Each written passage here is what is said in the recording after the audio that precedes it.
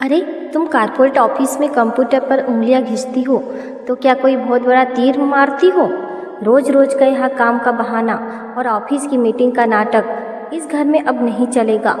अथर की भारी, कड़क और तमतमाई हुई आवाज़ बंद कमरे से निकलकर पूरे सन्नाटे को चीरती हुई बाहर तक गूंज उठी। बाहर आलीशान बरामदे में खड़ी उसकी माँ वसुंधरा जी और ननंद कृतिका के चेहरे पर एक बनावटी चिंता थी, लेकिन उनकी आंखों के कोने में एक छिपी हुई उत्सुकता और अजीब सी तसल्ली साफ झलक रही थी।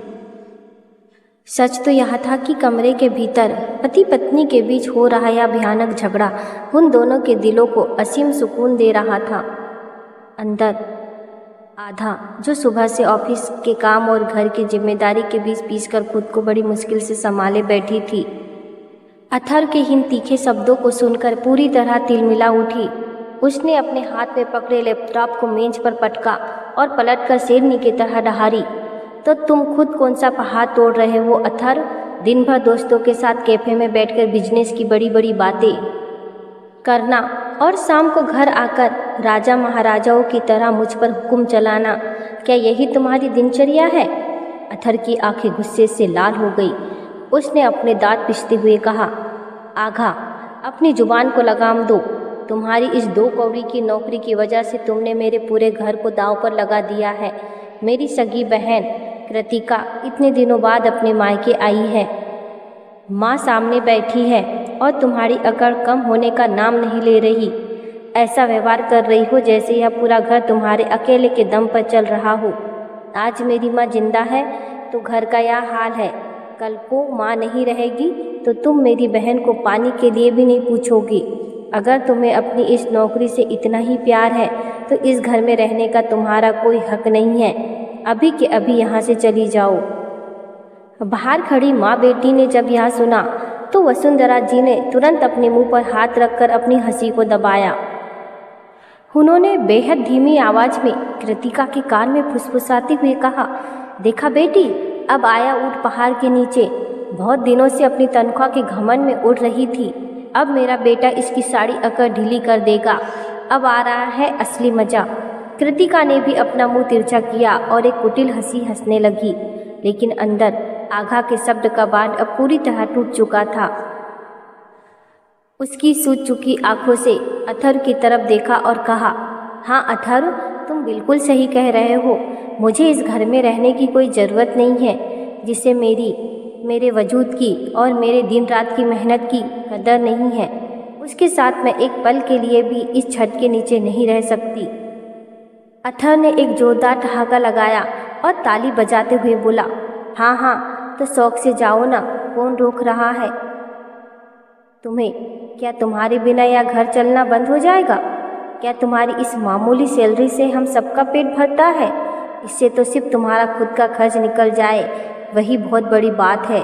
और वैसे भी मैं भी देखना चाहता हूँ कि तुम्हारे मायके वाले तुम्हें कितने दिन तक अपने सिर पर बिठाकर रखते हैं।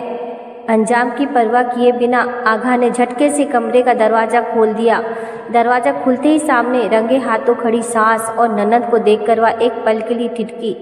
वसुंधरा जी ने तुरंत अपने चेहरे पर एक झूठी घबराहट ओढ़ी और बनावटी आवाज़ में बोली, अरे बहू, हम तो बस यह देखने आ रहे थे कि तुम दोनों इतना क्यों चिल्ला रहे हो।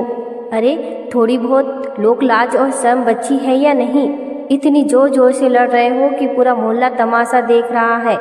वसुंधरा जी अपनी बात कहती रही, लेकिन आघा ने उनकी तरफ देखा तक नहीं। वह सीधे रसोई में गई, फ्रिज से बोतल निकालकर एक सांस में गिलास भर पानी पिया और फिर सीधे अपने बेडरूम में आकर अलमारी से अपने कपड़े निकालकर बैग में ठूंसने लगी। यह मंजर देखकर वसुंधरा जी की भौहें तन गई। उन्होंने तुरंत अपनी आंखों के इशारे से अथर को कमरे से बाहर आने का संकेत दिया। अथर भी पैर पटकता हुआ बाहर आ गया। ड्राइंग रूम में आते ही वसुंधरा जी ने अथर का हाथ पकड़ा और धीमी आवाज़ में डांटते हुए बोली, अरे अथर, यह लड़की तो सचमुच अपना बैग पैक कर रही है। यह कहाँ जा रही है? मैंने तो तुझसे सिर्फ इतना कहा था कि इसे थोड़ा सबक सिखा, इसकी नौकरी छुड़वाने की धमकी दे ताकि यह सीधे रास्ते पर आए। मैंने इसे घर से निकालने को थोड़ी ना कहा था। धमकी देना अपनी जगह ठीक था, लेकिन यह महारानी तो सचमुच घर छोड़कर जा रही है। अब इस पूरे घर का काम कौन संभालेगा? अथर ने झुंझलाकर अपना हाथ छुड़ाया और बोला, माँ, मैं वही कर रहा हूँ जो आपने और कृतिका ने मुझसे करने को कहा था। अब आप बीच में मत बोलिए। इसे समझ में आना चाहिए कि पति की और इस घर की अहमियत क्या होती है। तभी ननंद कृतिका ने भी बहती गंगा में हाथ धोते हुए कहा, हाँ माँ, जाने दीजिए ना इसे। भाई जो कर रहा है बिल्कुल सोच समझकर कर रहा है। आखिर इस घमंडी औरत की अक्ल ठिकाने लगाना बहुत जरूरी हो गया था। कमरे के भीतर आगा चुपचाप अपना सूटकेस बंद कर रही थी और बाहर ही तीनों के जहरीले शब्द हवा में तैर रहे थे। आगा ने बिना पीछे मुड़कर देखे अपना भारी बैग कंधे पर टांगा और सीधे घर की चौखट पार करके मायके के लिए निकल गई। आगा के जाते ही घर में कुछ पलों के लिए एक अजीब और डरावनी खामोशी छा गई, लेकिन वह खामोशी ज़्यादा देर नहीं टिकी और वसुंधरा जी की झुंझलाहट भरी आवाज़ से टूट गई। देखा अथर्व, चली गई ना वो। सिर्फ एक दिन की छुट्टी लेने की ही तो बात थी। अब मुझे बताओ कि घर का चूल्हा चौका कौन संभालेगा? तू तो सुबह सुबह तैयार होकर अपनी दुकान और ऑफिस के काम से निकल जाएगा, और क्या मैं इस उम्र में अकेले इस पूरे बंगले की सफाई और खाना बनाऊंगी? बहू के जाने का मतलब यह नहीं होता कि घर की जिम्मेदारियां भी उसके साथ विदा हो जाती है। अथर ने सोफे पर खुद को धड़ाम से गिराते हुए कहा, मम्मी, आप ही तो सुबह शाम मेरे कान भरती है कि यह लड़की पूरे दिन ऑफिस में बैठी रहती है, लैपटॉप में घुसी रहती है और घर का कोई काम नहीं करती। अब जब वह खुद यहाँ से चली गई है तो आपको तो चैन की सांस लेनी चाहिए, खुश होना चाहिए। वसुंधरा जी ने अपना माथा पीटते हुए कहा, अरे नालायक, मैं तो बस ऐसे ही गुस्से में कह देती थी। मेरा मतलब यह था कि वह अपनी नौकरी छोड़ दे या कभी कभी छुट्टी लेकर घर के कामों में हाथ बटाए। तू उसका पति है, तुझे उसे समझाना चाहिए था। मैंने उसे हमेशा के लिए भगाने को नहीं कहा था। और सुन, अब ज़्यादा होशियार मत बन। घर की लक्ष्मी अगर इस तरह नाराज होकर चली जाए तो समाज में थू थू होती है। इतने में कृतिका बीच में कुटते हुए बोली, अरे मम्मी, जो हुआ बहुत अच्छा हुआ। वह यहाँ रहती थी तो आपको और मुझे हर बात कितनी संभाल संभाल कर बोलनी पड़ती थी। घर में अपनी आवाज़ भी धीमी रखनी पड़ती थी, जैसे कोई पराया जासूस बैठा हो। अब कम से कम वो चुड़ैल चले गई है तो हम खुलकर सांस तो ले सकते हैं। वसुंधरा जी ने कृतिका की तरफ एक बेहद तीखी और गुस्से से भरी नज़र से देखा और कहा, कृतिका, अब तू बड़ी पाकीज़ा बन रही है। जब तू यहाँ आई थी तो तू ही मेरे कान में फूंक मार रही थी कि मम्मी, जब मैं मायके आती हूँ तो भाभी ऑफिस से छुट्टी क्यों नहीं करती, उन्हें मेरे लिए बढ़िया बढ़िया पकवान बनाने चाहिए। तू ही चाहती थी कि वह अपनी नौकरी भूलकर 24 घंटे तेरी चाकरी में लगी रहे, और अब जब वह चले गई तो तू अपनी जिम्मेदारी से पल्ला झाड़ रही है। तुझे यहाँ आराम भी चाहिए और काम करने के लिए कोई नौकरानी भी चाहिए। यह कैसी बुद्धि है तेरी? कृतिका ने बेपरवाही से अपने कंधे उचकाए और बोली, मम्मी, काम भी हो जाएगा, इतना कौन सा पहाड़ टूट पड़ा है। अच्छा हुआ तो चले गई, देखते हैं उसके मायके वाले उसे कितने दिन झेल पाते हैं। जो अपनी इस आईटी की नौकरी का घमंड दिखाती है ना, 2 दिन में सारा नशा उतर जाएगा। चलो भैया। उसने अचानक अपना अंदाज बदला और अथर की तरफ हाथ फैलाते हुए बोली, मुझे जरा अलमारी की मास्टर चाबी दे दो, मैं भी तो देखूं कि आपकी यह लाडली पत्नी उस अलमारी के अंदर क्या क्या छुपा कर रखती है। हर वक्त ताला लगा कर रखती थी, जैसे इस घर में हम सब कोई चोर उचक के बैठे हो। अथर उठा और बेडरूम में जाकर अलमारी की चाबी ढूंढने का नाटक करने लगा। कुछ देर बाद वह बाहर आया और खाली हाथ फैलाते हुए बोला, कृतिका, चाबी कहीं नहीं मिल रही है।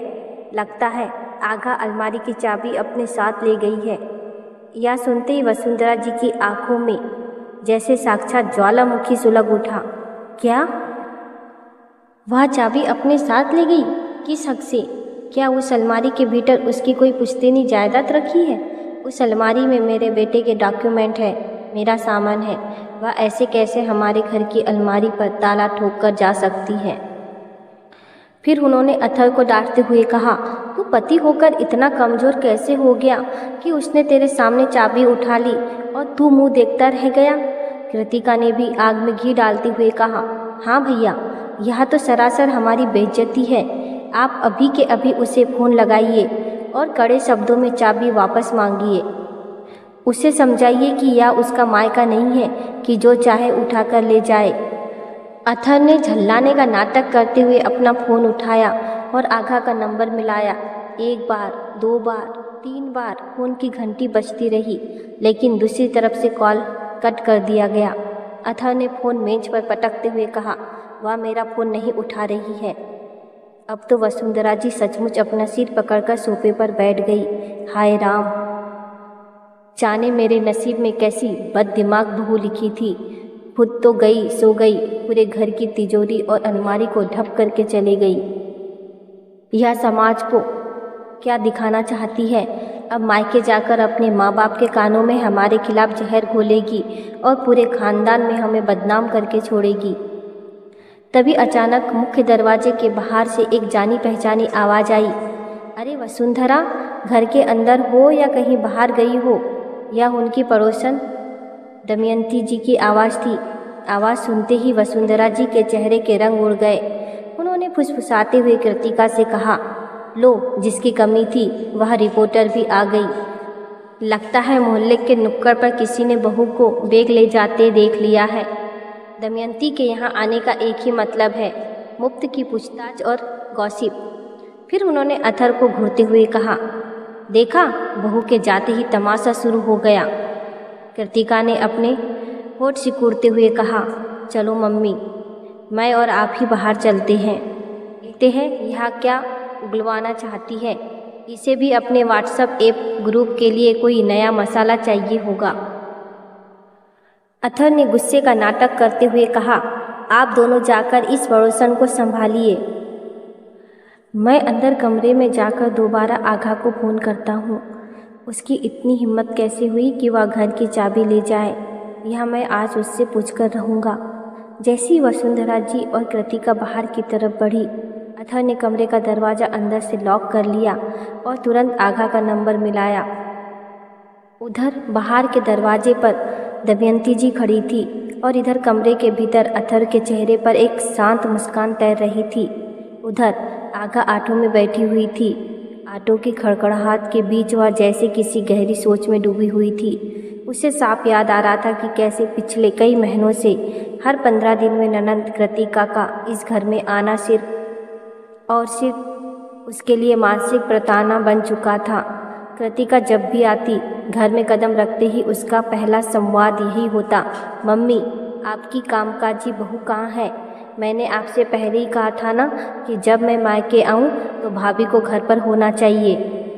और वसुंधरा जी हमेशा अपनी बेटी की हाँ में हाँ मिलाते हुए कहती थी, अरे बेटी, मैं तो उसे रोज़ समझाती हूँ, लेकिन उसे अपनी इस नौकरी के आगे कोई दिखाई कहाँ देता है। कंप्यूटर के पीछे ऐसी भागती है जैसे इस शहर की वही अकेली मिनिस्टर हो। इस बार तो कृतिका ने आने से 2 दिन पहले ही फ़ोन पर अपना शाही फरमान सुना दिया था, मम्मी, भाभी से साफ कह देना कि इस बार मेरे आने पर वह ऑफिस से पूरी छुट्टी ले ले। मैं यहाँ कुछ दिन अपनी ननंद होने के अधिकार से सुकून से रहना चाहती हूँ। उनके हाथ का बना चीज़ गार्लिक ब्रेड और पास्ता खाना चाहती हूँ। लेकिन जब कृतिका घर पहुँची और आघा अपने ऑफिस के ज़रूरी प्रोजेक्ट के कारण छुट्टी नहीं ले पाई तो घर की आग और भड़क गई। वसुंधरा जी ने भी जैसे तय कर लिया था कि आज तो बहू को नीचा दिखाकर ही दम लेगी। शाम के 4 बजे जब आघा ऑफिस के काम से थकी हारी घर लौटी तो उसे अपने पैर की चप्पल उतारने तक का मौका नहीं मिला। वह जैसी अंदर आई, वसुंधरा जी ने अपनी तान छेड़ दी, बहू, तुझे कितनी बार समझाया है कि जब तेरी ननंद घर आए तो सारा काम छोड़ दिया कर। इस छोटी सी नौकरी के लिए ऐसे भागती है जैसे लाखों के वारे न्यारे कर रही हो। आज मेरे सामने इतनी अकड़ दिखा रही है, कल को तू मेरी किसी बात की कदर करेगी? कृतिका भी सोफे पर पैर पसार कर बैठी हुई थी। उसने वहीं से ताना मारा, भाभी, मेरे आने पर भी आप लैपटॉप लेकर बैठी रहती है। लगता है आपको अपनी इस ननंद की और मेरे ससुराल वालों की कोई इज्जत ही नहीं है।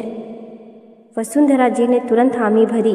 हाँ बेटी, हमारे ज़माने में जब ननद आती थी तो बहुएं अपनी पलकें बिछा देती थी, सारा काम छोड़ देती थी। और यह आज की लड़कियां हैं जिन्हें नौकरी के आगे कुछ सोचता ही नहीं। आगा का धैर्य वहीं जवाब दे गया था। उसने शांत होकर कहा था, मम्मी जी आप खुद सोचिए, मैं हर 15 दिन में कारपोरेट ऑफिस से कैसे छुट्टी ले सकती हूँ। अगर मैं बार बार ऐसा बिना वजह छुट्टी करूँगी तो मेरी नौकरी चले जाएगी। दीदी हर 2 हफ्ते में यहाँ आराम करने आती हैं, तो क्या मैं हर 2 हफ्ते में अपने कैरियर को दांव पर लगा दूँ?